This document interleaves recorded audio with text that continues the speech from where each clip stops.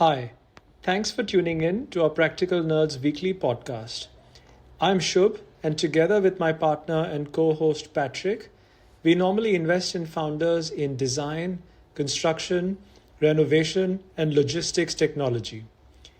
Many of our friends in the ecosystem wanted us to start a podcast on the built world, and in return, we decided to honor their request with a show about nothing at all. Back again to doing nothing, Patrick. How are you I doing? love I love it. Yeah, doing great. And actually, you will appreciate this, Shub. I saw Jerry Seinfeld Uh recently huh. on like a talk show, and the Okay. talk show host also like the two of us, huge Seinfeld fan, which Okay. of course now concluded 25 years ago, right? So Yes, that's there's been right. a long time. But so this host asked Jerry Seinfeld, how could you guys do all of these funny scenes without cracking up, etc.? And I love Jerry's answer. Jerry was, well, I'm a terrible actor. I was just being me. So, Yeah. practical nerds. But just to complete this discussion, for those of you who have watched Seinfeld, I feel like there's several scenes. In fact, feels like one every other episode where it clearly, it's very obvious that Jerry is close to cracking up. But I also think he's a terrible actor. I agree with that too. Yes. Nice. So, no acting today, but just being ourselves. What are we being ourselves about? Yeah. So, there was a interesting conversation we were having with I guess someone outside of our regular industry, someone who's like a capital allocator.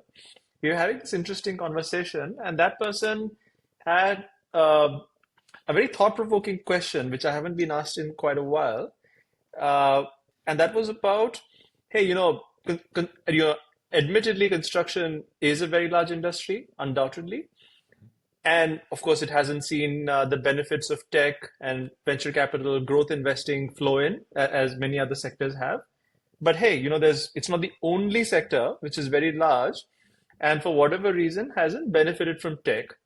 So, why should construction story be considered more promising, or why is this as a sector more promising for the next, say, 5, 10 years in terms of Hmm. what tech and innovation can do to it?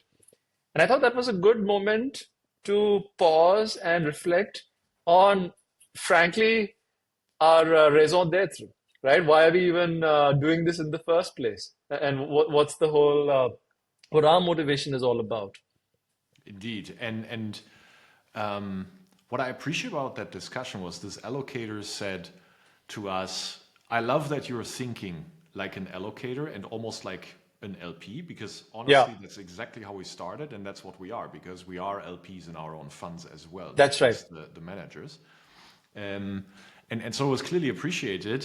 But a few of these analyses were from a macro perspective of what is happening to sectors, what are certain patterns that are playing out, etc.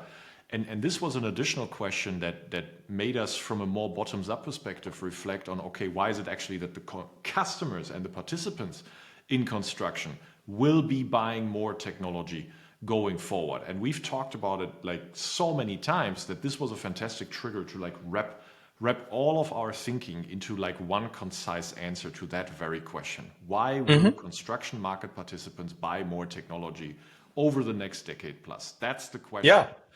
And we came up with, in the end, we wrapped our answer, Shub here, in 4 points. And this Hmm. episode will be about exactly these 4 points. So we'll start with why demand is exploding. Secondly, we'll show why productivity per full-time equivalent employee is shrinking.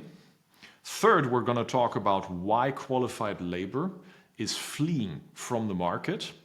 And fourth, we're going to talk about that AEC is a per diem business. And that, unfortunately, is the worst condition when you consider that demand is exploding, productivity per FTE is shrinking, and qualified labor is fleeing. So these are the 4 points we're going to talk about in this episode. Why don't you kick us off with the first point? Yeah. Yeah. First things first, I guess, well, that seems like a very well prepared discussion. So I guess I'm clearly out of my league here. So, but with that said, let's jump right in. Yes. All right. So So Oh, I'm Demand is sorry. Go exploding, go for Shub. it. No, demand is exploding, Shub. Why is it? Yeah. So look, I mean, the interestingly, I think the demand is exploding clearly in every major market you see in the world. But fascinatingly, the underlying reasons are so dramatically different, right? So just to get us kickstarted with US, for instance, which is a market neither of us directly cover, but at a high level, I mean, I was reading up this report the other day, which I mean, it's fascinating, but also points to, of course, the market need. Did you know that the US needs more than 7 million homes just to shelter the homeless? So we're not talking about the regular, secular increase or the replacement of homes, new home buyers entering the market, etc. Just to shelter the homeless, you need That 7 is million homes in the US. crazy. It is sad. It is one of these truths that I would be very ready to let go of this market if we could fix this. Yeah, exactly. Right. And I thought, gosh, so, for all the discussions on, hey, housing is difficult and whatnot, I think, and it's one of those problem statements where you can choose to look away for some time, but all it'll do is come back with greater ferocity and it'll eventually have to be solved one way or the other, right? And even though the reason may sound a bit morose, I think it is nevertheless a business opportunity and a pain point that the market will have to get fixed one way or the other. And that is one slice of a 330 million population in the US. Exactly.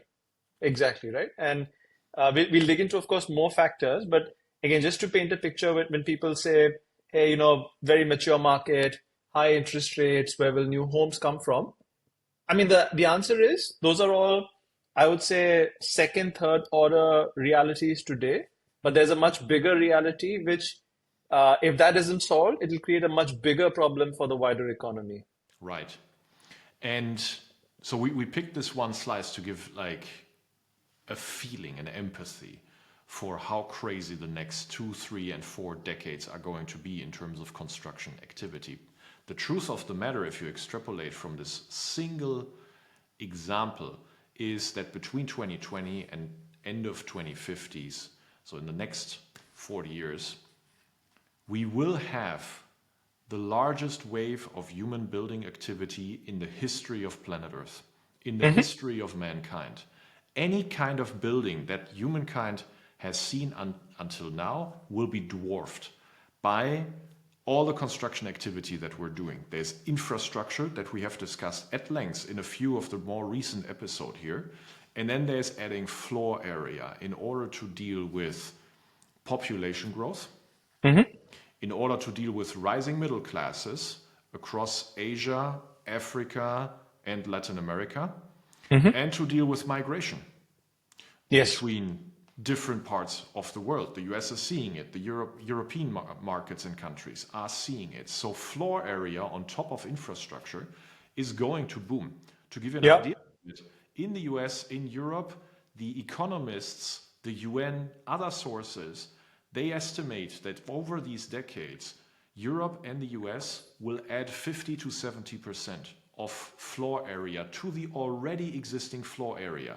And that doesn't even account for tearing down buildings and just replacing floor area. Yeah. That is net new on top. While in Asia, Africa, it's almost doubling, if not more than doubling in some of Yeah. these markets, right? So Yeah. that should give you an empathy for the craziness driven by population growth, aging infrastructure, by migration, and by rising middle classes. So the demand is gonna absolutely explode.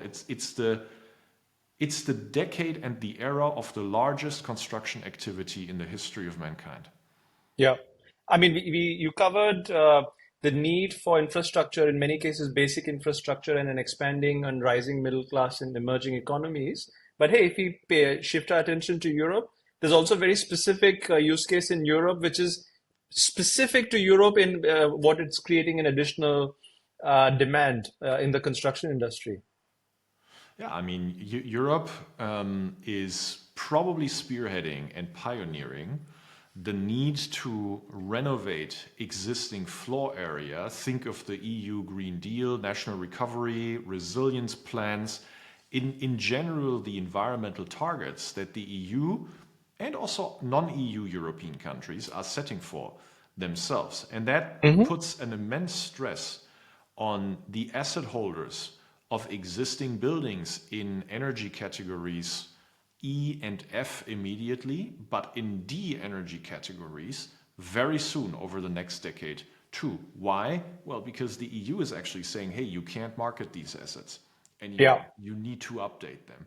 And in Germany, as an example, to add additional pressure, you have to consider that at some point we are running out of ground floor space or lot space in Europe because you're competing with agricultural spaces, you're competing Hmm. with forestry spaces, you're competing with the few mining spaces that you have, you're competing with transportation space. So floor area in Germany is being discussed behind the scenes among the policymakers.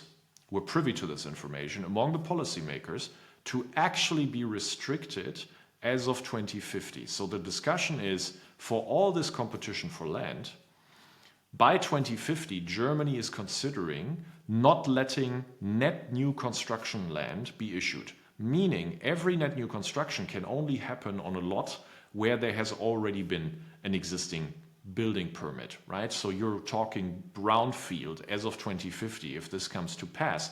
And if it Mm. comes to pass, by the way, that wouldn't be like, oh, let's build 30 years like crazy or 25 years now like crazy. No, they would actually reduce the amount of new building permits, greenfield, consecutively and consistently until then. So that creates a huge competition for land and how you can build. So brownfield Hmm. is probably for Europe going to be, the mass market. So isn't that insane? I mean, when I try to summarize and take a consolidated view of how demand is booming and inflecting for construction, it seems like the end result is a very consistent and secular theme, in spite of very contrasting and different dynamics at play. I mean, we have, including, from one end of the extreme where you need a lot of infrastructure, a lot of new buildings to do basic things, to the other end, you have other market implications saying, hey, we actually need to put a stop to new structures and you make do with what you have and upgrade them energetically, improve them, etc. And that also is a multi-decade tailwind for the Absolutely. demand. Yeah. Keep in mind, we're discussing planet Earth right now. Hmm. What happens if we do colonize Yeah. outside of planet Earth? You're talking still construction. It's a different environment and it will Hmm. require different solutions, but it will require construction. And so the demand is exploding on planet Earth and then beyond. Hey, in that situation, maybe they'll allow a few more buildings to be built in Europe beyond 2050, because now there's a little bit more space available somewhere else. Uh, I don't know. I don't know. I mean, Europe is really, it's tight. It's tight. So we would need a lot of, uh, migration to other planets. Yeah. Speaking of tide, I suppose we move on to the other big or the next second big reason why we think it's a big opportunity and the multi-decade tailwind is real. The productivity per full-time employee in these industries has actually been shrinking. Tell us more about it, Patrick. So I think a lot of the audience will know this analysis that, among others, we actually did ourselves bottom up, where we worked with both US national statistics as well as European national statistics to figure out how has the labor productivity per hour of construction work been trending. So what you Hmm. do is you basically, in a nutshell, you're taking the construction GDP and you're dividing it by the number of work hours that were delivered and rendered in that industry in a specific year. And the result of that is absolutely mind-boggling. Some of our listeners will know it. For the others, it has actually decreased by 20% over the last 35 years, while every other relevant, like highly relevant sector for the global economy, think manufacturing, think agriculture, for example, has actually increased by up to 200%. Yeah. So has basically tripled, right? And just Construction, to, oh, trending. sorry, sorry. Go on, go on. Just to emphasize that a bit more, when you say that the productivity in construction has decreased, it is not has decreased corrected for inflation. It is decreased in absolute terms, Thanks for right? pointing out. So if you were to correct it for inflation, you'd be actually at a tiny fraction, less than half of the productivity you were at 60 years ago.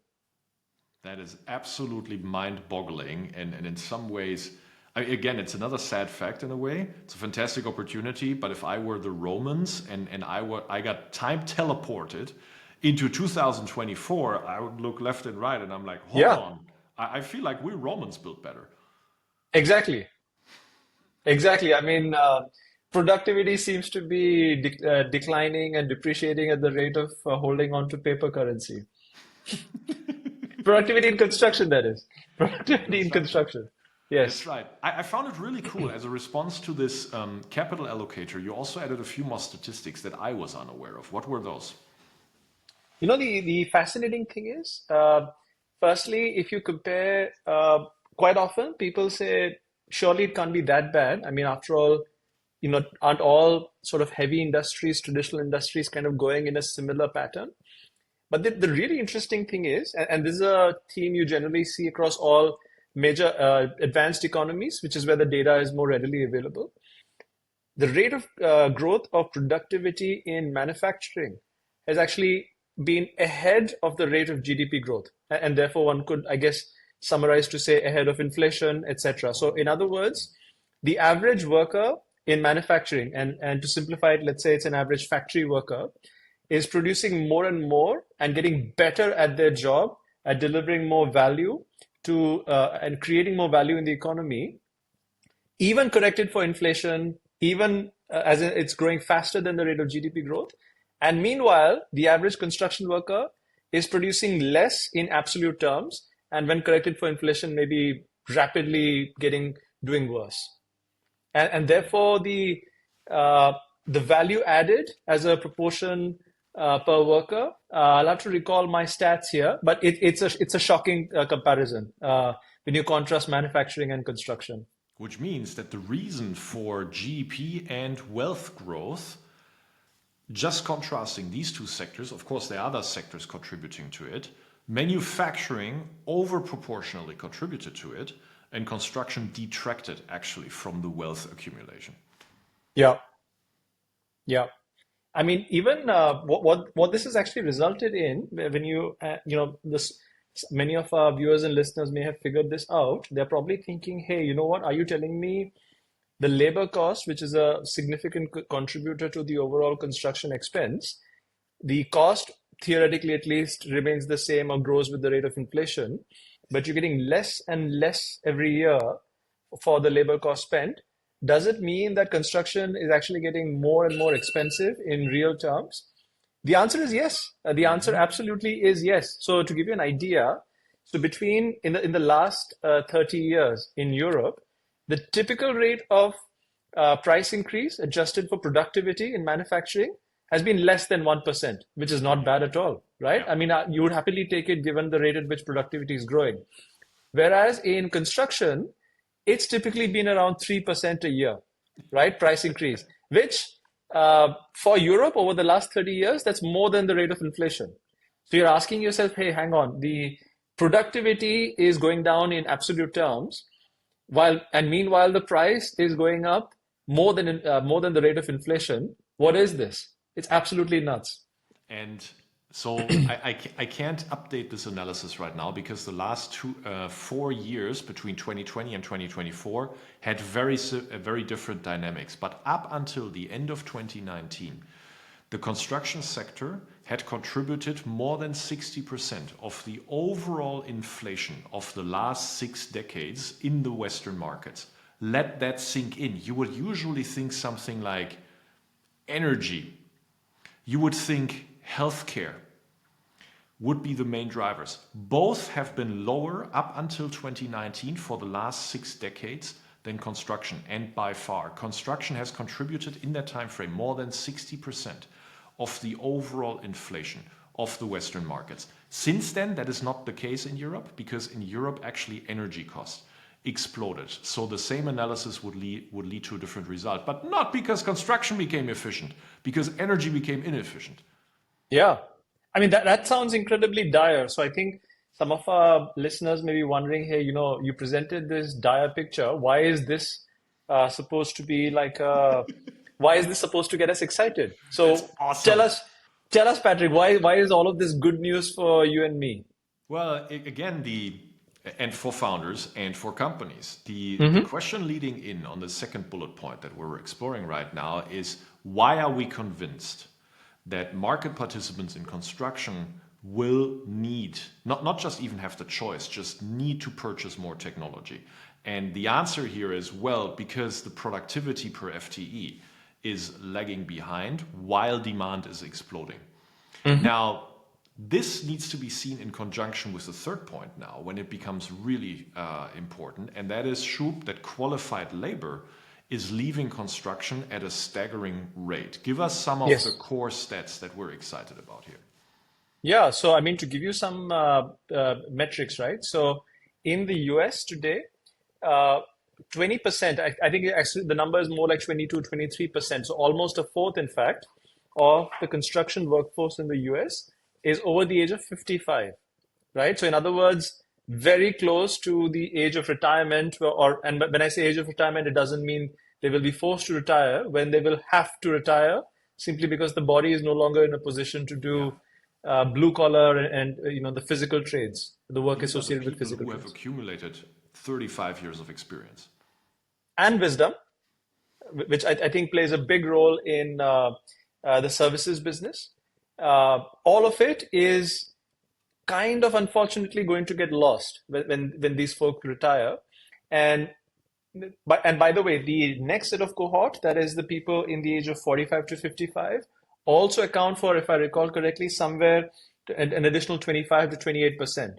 So what you have is a ticking time bomb, quite literally, where about half or maybe even more of the construction workforce in the US today is age over 45, right? As our US partner Adam likes to say, we're building the most um, demanding infrastructure and buildings with the least experienced workforce in the history of mankind.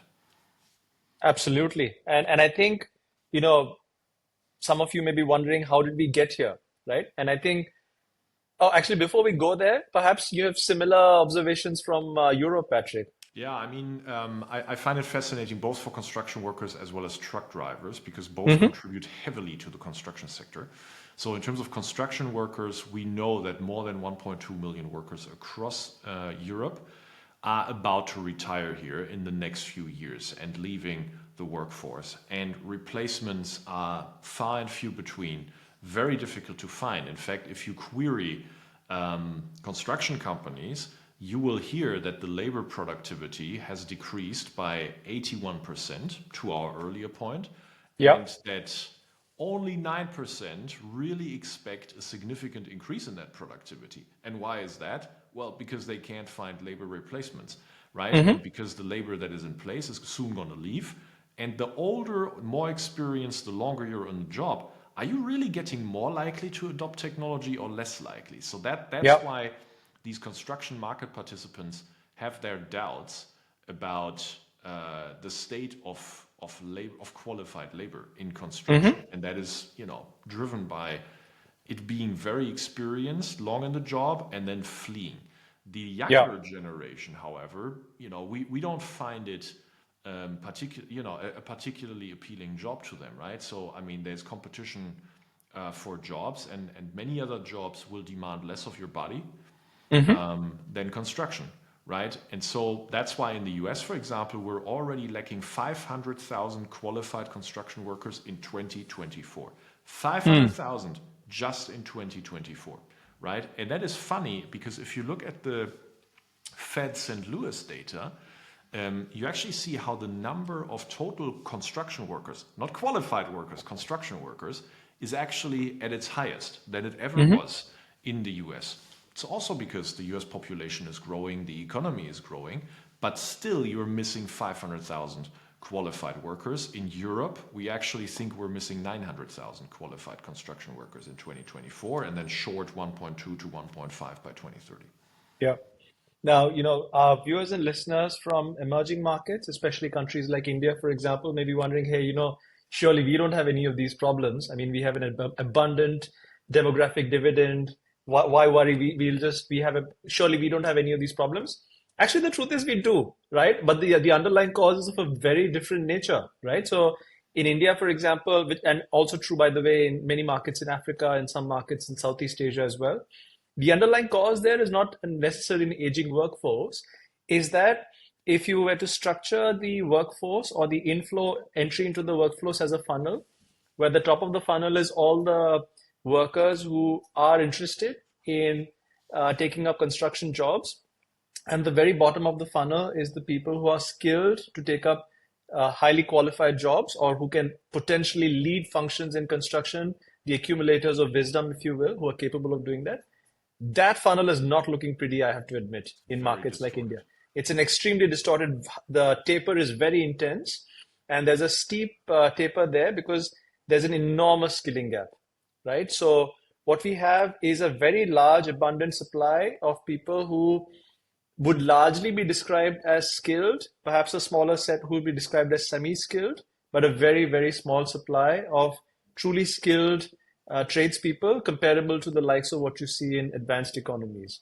And I think that's the problem, right? Which, to, I guess, borrow or modify what Adam said, we are right now trying to go from being, I think, the fifth largest economy in the world to the third largest economy, building way more infrastructure than has been built in decades prior, Yeah. with a tiny proportion of skilled workforce, right? Which is a very, very small representation of the overall workforce. Right.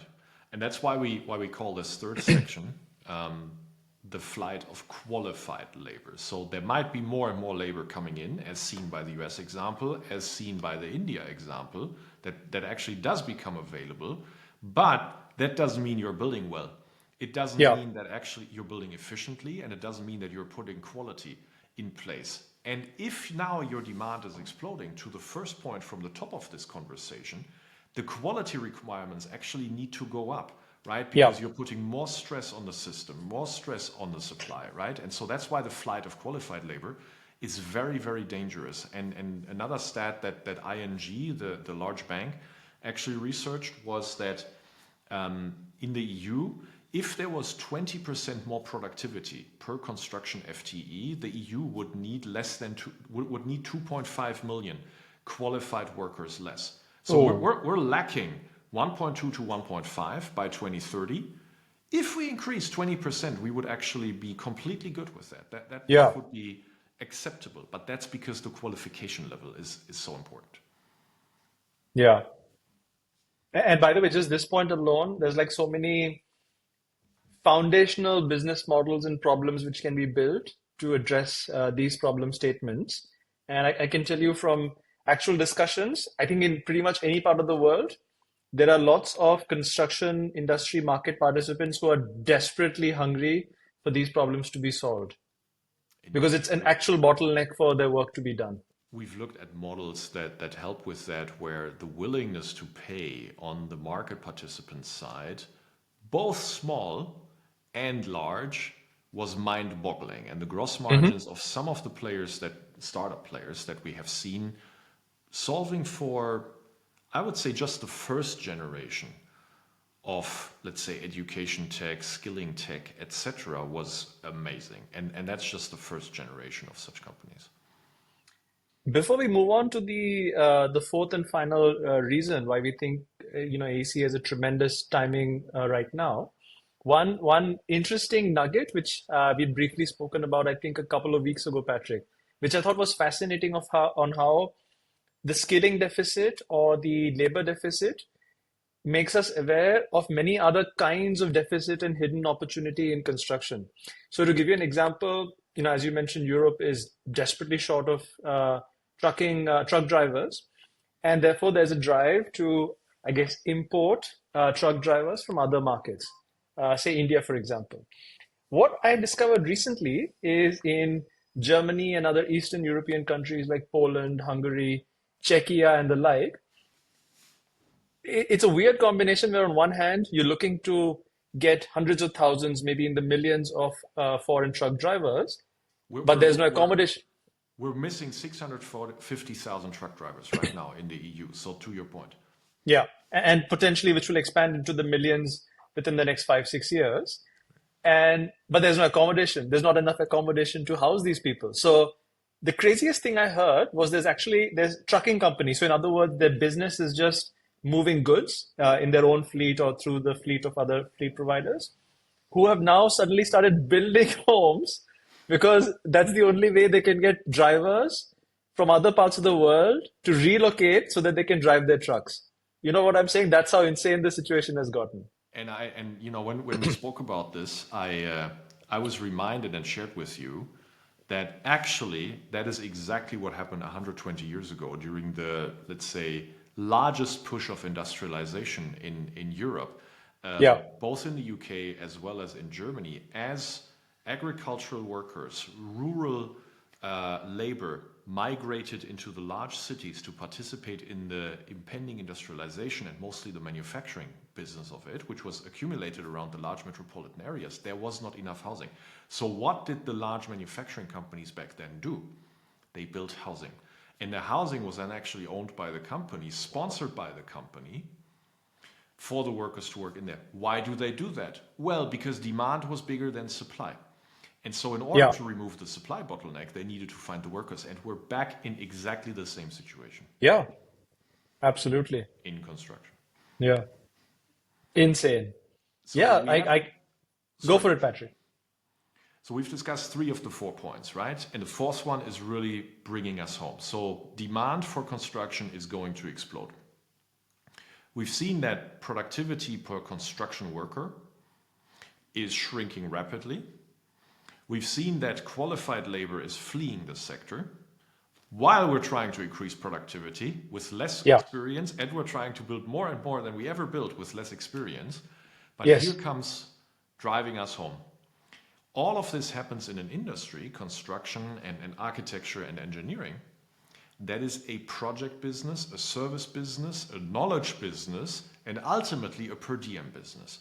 Being a per diem business, Shub, means that everybody in this industry prices their revenue, except the materials manufacturers, on a per diem basis. So the amount of revenue I can take home is driven by the amount of labor I am bringing into this project. It could be Yeah. my own engineering hours. It could be the number of workers that I'm putting to work, right? So the materials manufacturers, they deliver materials. Everyone else delivers, in the end, labor output. And that's priced like other service businesses on a per hour basis. But now, we just said labor is fleeing. Yeah. I mean, crazy. I think as you had mentioned to me a few days back when we were discussing this dynamic, it seems like a very opportune and perfect trifecta, things coming together to create this, I mean, in our opinion, a beautiful opportunity, a very timely opportunity for a lot of things to happen. But actually, in what others would describe, it's a perfect storm of terrible things coming together, but which is very likely to therefore create a very strong stimulus for good and improvements to happen. Yeah. Now, again, the materials manufacturers in construction, they still will need labor in the end customers in order to actually process the materials. So it's not like the materials manufacturers can lean back and say, well, it doesn't affect me. No, it does affect Yeah. me, because if there's Yep. no labor to actually assemble, work, process your materials, you will still feel it. Correct. But imagine now I'm an architecture engineering firm. I'm a small engineering house. Imagine, I'm a general contractor that assumes risk, builds portfolios, but in the end, everything I'm doing is knowledge that I'm injecting into a project. And now my labor is fleeing. I will not be able to maintain my top line. Don't even talk about labor productivity or increase it. Don't even talk about capturing this exploding demand. It actually starts with me not being able to even maintain my revenue. Yeah, exactly. Because, I mean, for all the reasons that we have mentioned, uh, people or the labor in construction is again, in a very crude analogy, on your P&L, what they do shows up as cost of goods sold. So if your goods, in this case, the labor productivity, in very crude and raw terms, the absolute number of people are declining and the productivity is declining, which is a double compounding effect, if you will. And you have no other ways to augment that productivity or compensate, or at least compensate for it, if not improve it even further. You're not able to, you won't be able to use those goods to generate revenue. So that means if everything we just said were to be true in an industry that is a process industry, take chemicals, it would still be bad because you will need labor somewhere. But because you're a continuous process industry, you would probably be able to compensate for it a little bit differently. But in a service-based industry, in an industry that runs on projects, it's a project after project after project with its own constraints, and that is optimized by knowledge, you will actually need highly qualified labor to generate the revenue as well as the margins for you, right? And so what if now someone says, yeah, but Patrick, AI, what would you say? I have to admit, I'm warming to the idea, which may come as a bit of a shock to especially our early listeners who've been around for the whole year. I'm warming to the idea. And I think especially what I'm most excited about, going back to what we discussed in our most recent episode on services, which, I mean, when you think about it, what are services, right? It's administered by labor. Maybe not blue collar labor, or, even that also takes its own form of services. But ultimately, it's work performed by people, the workforce. I think that I'm actually very excited about. Maybe not in a 1 year horizon, but eventually what AI can do to augment and transform the way services are administered, what services are even thought of, right, in construction. I'm very excited about what that would do to redefine that and to change the expectations of stakeholders on how these things are priced and consumed.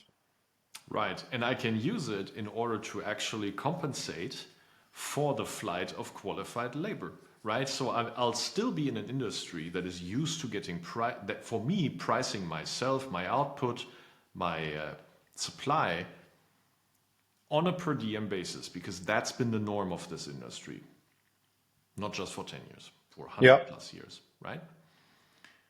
But as my labor is fleeing, I'm like, okay, hold on. Like, how can I deliver this per diem into the revenue? Well, the answer is all these good tools, all this technology that is coming up, and to our second point, increasing your labor productivity.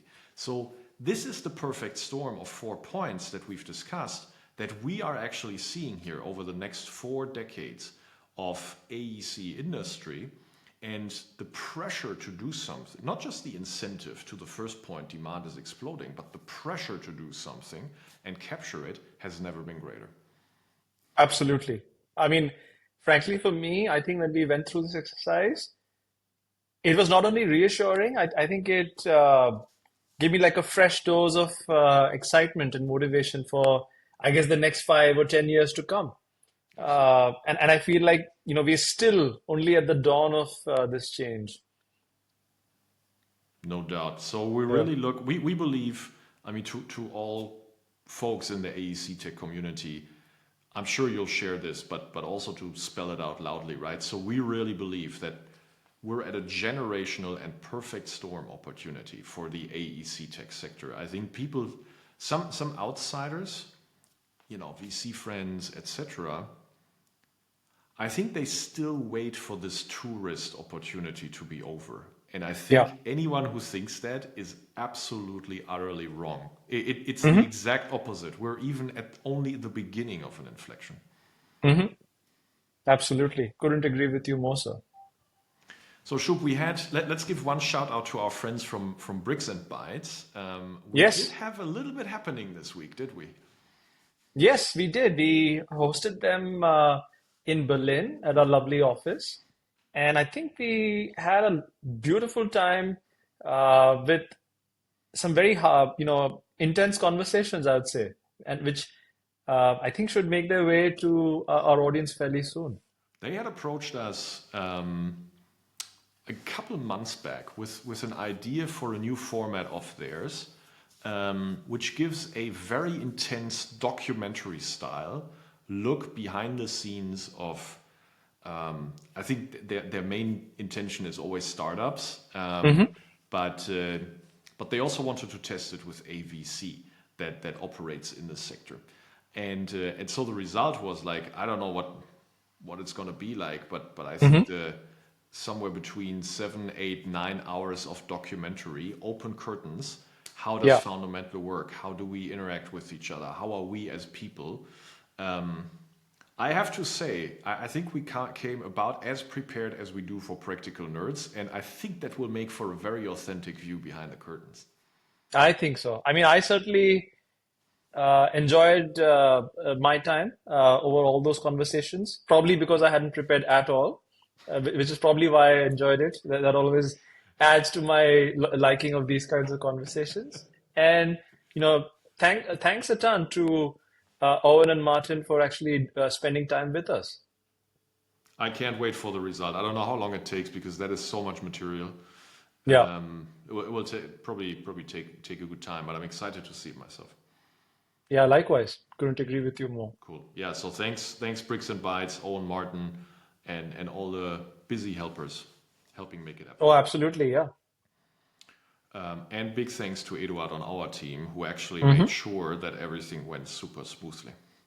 Yeah. I think we often take all these other heroes for granted. So thanks, Ed. Indeed. Yeah. Um, Good. So Shub, our little ritual here. View into your calendar for next week. Something that is exciting you.